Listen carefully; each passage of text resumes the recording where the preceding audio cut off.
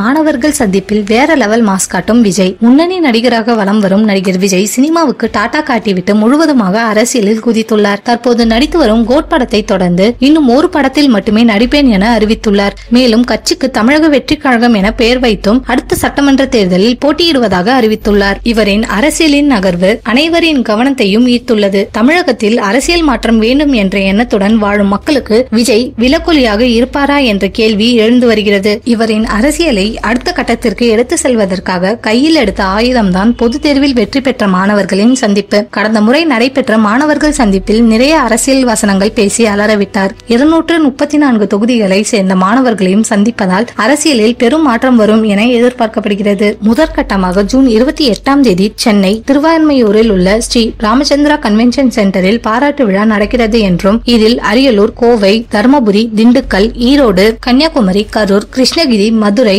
நாமக்கல், நீலகிரி, புதுக்கோட்டை, ராமநாதபுரம், சேலம், சிவகங்கை, தென்காசி, தேனி, தூத்துக்குடி, நெல்லை, திருப்பூர், விருதுநகர் மாவட்டங்களை சேர்ந்த மாணவ மாணவிகள் பாராட்டு பெறுகிறார்கள் என்றும் குறிப்பிடப்பட்டுள்ளது. இந்த விழாவில் மனைவி சங்கீதாவுடன் விஜய் என்ட்ரி கொடுக்க வாய்ப்பிருக்கலாம் என கூறப்படுகிறது. பல வதந்திகள் பரவி வருவதால் அதற்கெல்லாம் ஒரே அடியாக முற்றுப்புள்ளி வைப்பார் என கூறப்படுகிறது.